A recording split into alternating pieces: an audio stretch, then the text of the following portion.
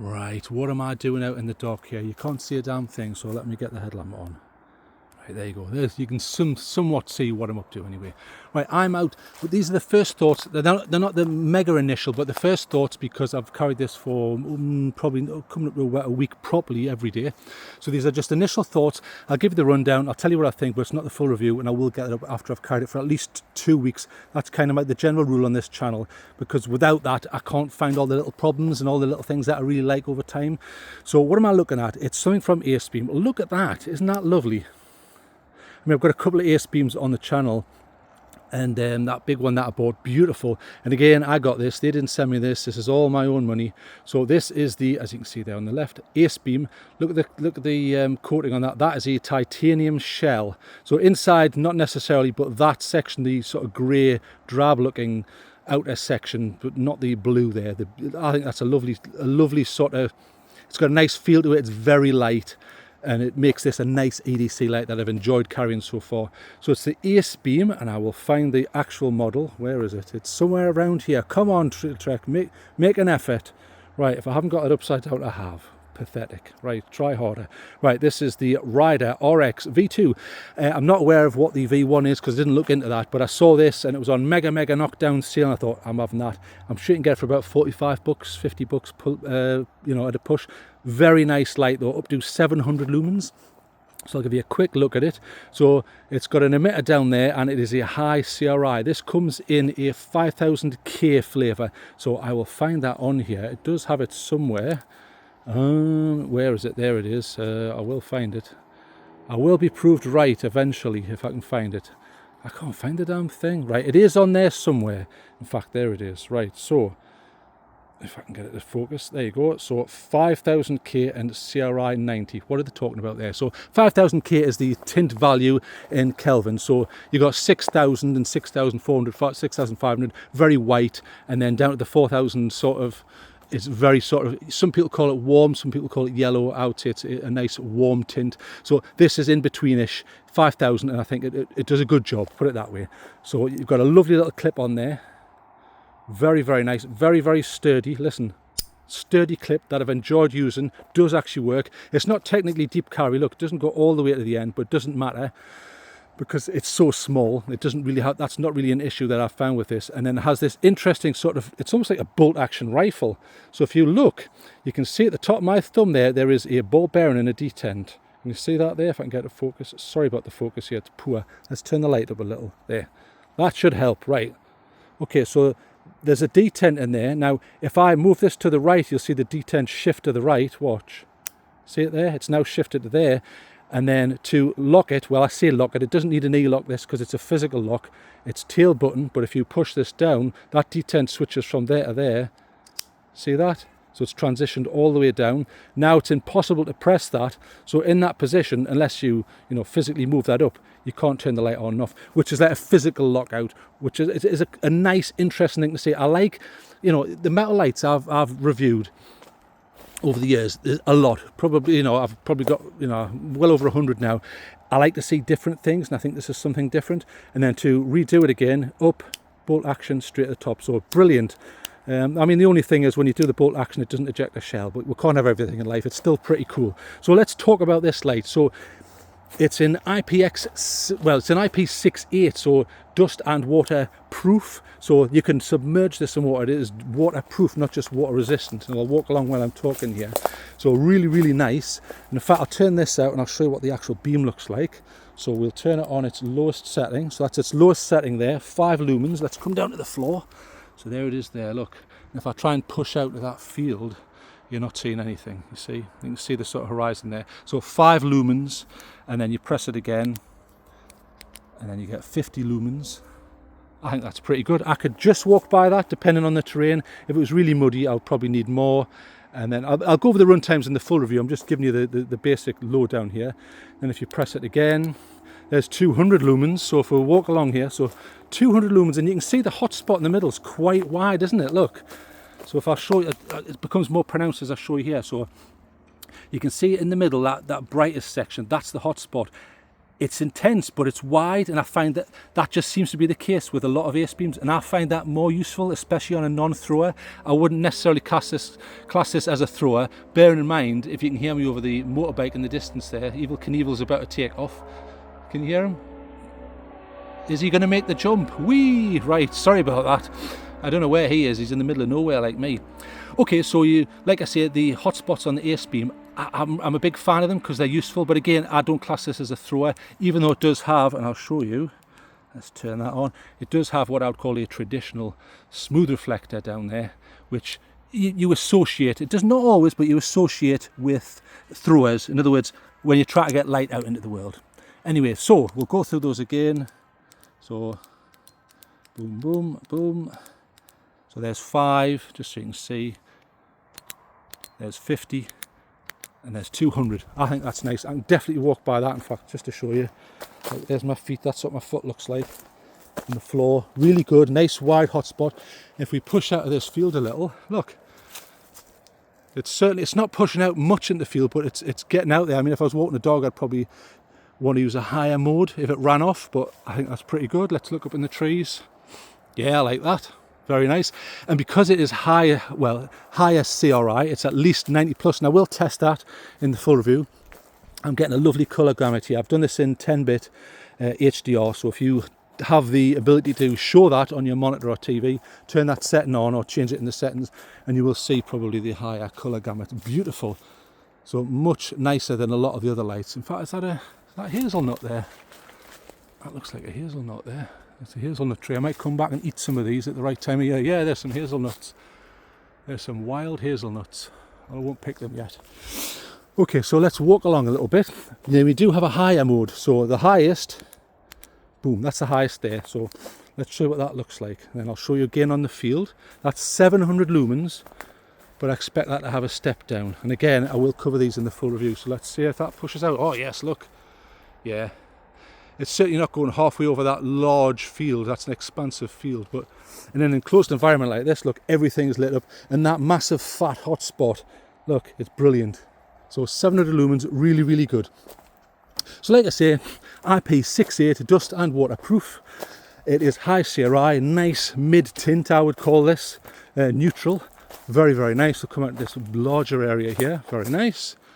Look at that, pretty good. It is Type C. Charging. Now you're thinking, well, where's the Type C? Now let me just show you.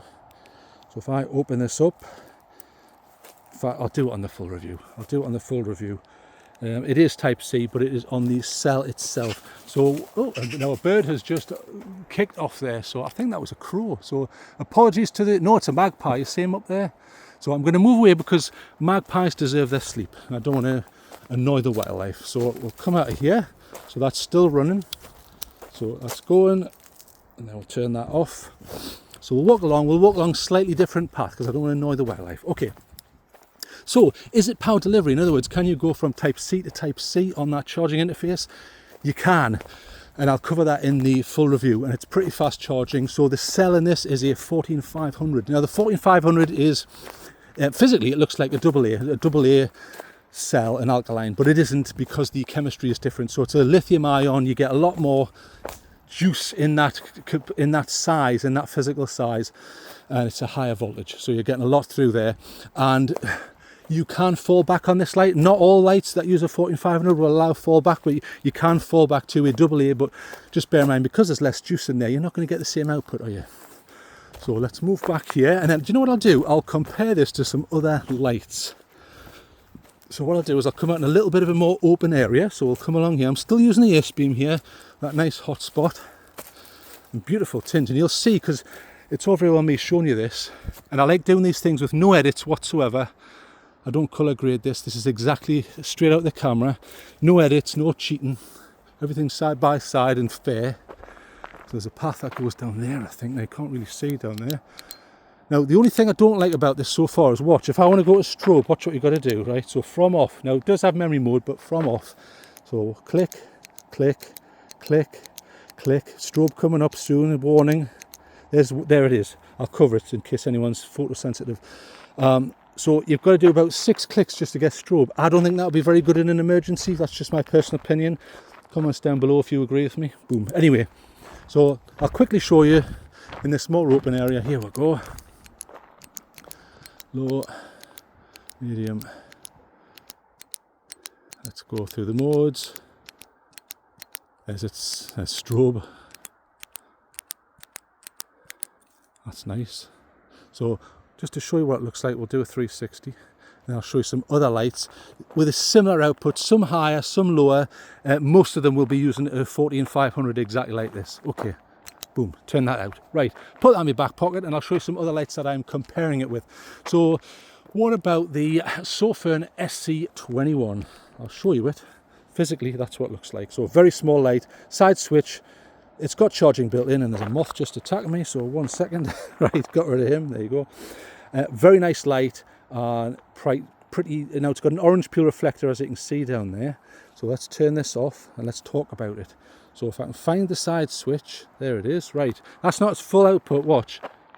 Boom, right, that's full. I think that's pretty impressive, but can you compare the two? It's the same cell, but there's one slight difference. In fact, this may be the same cell, or I think it may be an 18350 or a 13650 or something like that, because a couple of these aren't the 14500. But look, that stretches out pretty good.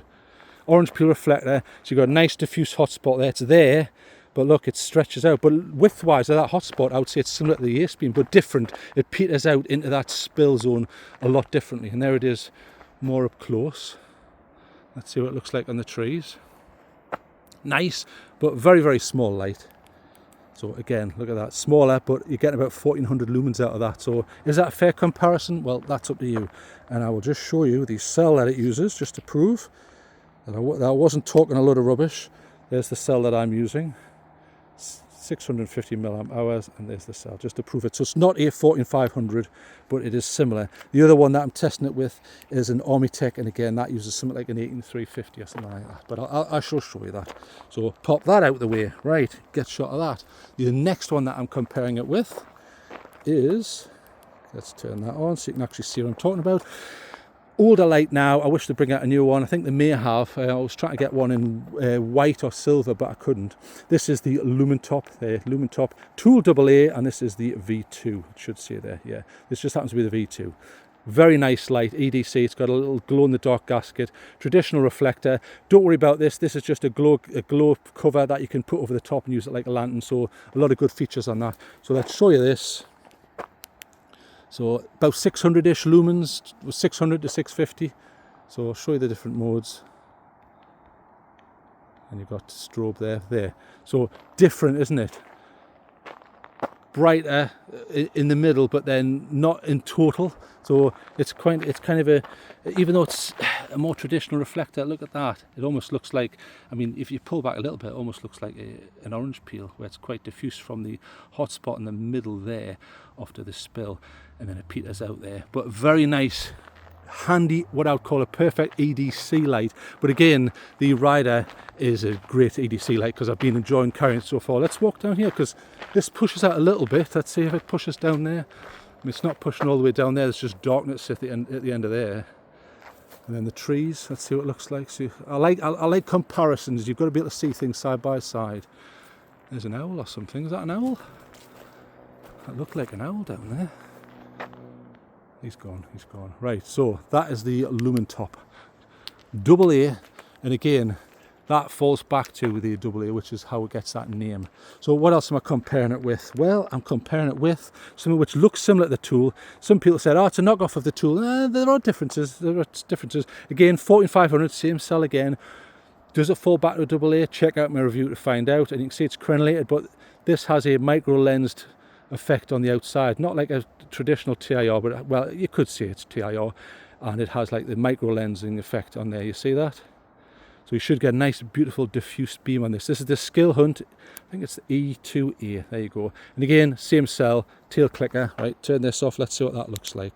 Boom. Nice warm tint on that. Look, but quite compact beam. Look, it doesn't spread far to the left and the right. So if I go far left here, immediately darkness on the right there, and vice versa. You see that? So that's quite interesting. Let's see if it pushes out in this field at all. So I'll go through some of the modes. So there's its lowest. bit higher. I think that's the highest. Yeah, 1, 2, 3. That's it. Right. So I quite like the beam on that, but it's quite what I would call restrictive. So it's great for doing something specific and a little bit of push out for it. But for a micro lens TI, you'd expect it to be very diffuse, and it isn't. But if that's what you're after, you know, this is a review channel. Some people say, what's the bestest light? And I'm like, I can't really answer that because it depends what you want. TIR is great for some stuff, throws are better for others, and everyone likes different tints, and high CRI is generally better, and all this. It becomes very difficult to answer all these questions. Yeah, so that's pushing quite nicely. Look, even on those big trees. But look, it's only about 600 lumens, so it's not really reaching those trees. So in regards to that, let's try something a little bit more beefy.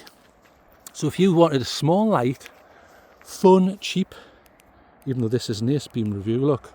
What about this? TS10 from Workhorse. That looks like nothing, doesn't it? Now watch, I'll turn this light out to show you. It's even got a glow gaskety thing where that will drain the battery, but you can change the modes and things like that. And it is a ramping interface, but watch this. So make sure my headlamp's out, right. There it is on low. Now, bear in mind it is a triple emitter and it is TIR, so very diffuse look. If we come down to the floor, I think that's very nice tint on it, okay. But I'm going to stand so a few steps back where I was. So that's where I was. Remember, we weren't really reaching those trees. Now watch. Look at that, my goodness. So, yeah, big difference. Even though that's so diffuse, look. And then look into this field. That's pretty impressive. Look, for a tiny little light. Bear in mind it gets hot fast on this cell. Again, 14500 lithium ion. Higher amp this one, but bear in mind it gets hot and it will step down. And because it's a small light, it just can't sustain that. It can't dump that heat fast enough. Look at that. And then on this stuff here, which looks like hawthorn or something. Wow. And then the floor walking along, beautiful. And so diffuse. I think that's a really handy little light. So, you know, again, now the problem is this is a lot more lumens. So turn that off. So you're looking at more than 1,000 lumens on that, easy. Depending on the model and things like that. I'm sure that's up to about 1,400. So a lot of lumens on that. Lastly, I compared it with an old one. This is the Armitech, and it's a C1 Prime, small little light here. And again, this is an 18350 or something like that, just a smaller cell, but kind of comparable. And this is between, now depending on the model, there's a C1, there's a Prime, a non-Prime, a warm, a non-warm, and all this malarkey. You're going to basically get between 900 and 1,000 lumens, depending on the exact model you get. So very, very robust Armitech. I know people take the mick and go, Armitech, what? Who are they? They're Canadian, and they have massive drop ratings and extremely good IPX ratings. So if you're doing something extremely rugged, something to consider. Let's turn that out. This should have a very warm tint on it. There you go. See that? Boom. Very warm tint there. Single TIR there, but I'll show you. Turn that out. There. Hang on, turn that out so you can actually see it. There you go. So traditional, in fact it's not, is it? Look. Or is it? Now that's almost like it seems to have something reflective behind it. But is it what you would call a standard TIR? It's not. But however, watch this. It's almost like a hybrid. So turn this out. Let's get to the bottom of this. Come on, this is a review channel. So there you go. Right, look at that. So up close, yeah, it's kind of one of those ones where it's got like a central tube down the middle. So it's technically a TIR, I guess. And then you push out. I mean, go and look at my full review if you want to know more about it. But look, very difficult to see the different particular areas, isn't it, of that beam. Let's see what does it do in this field? Not a lot.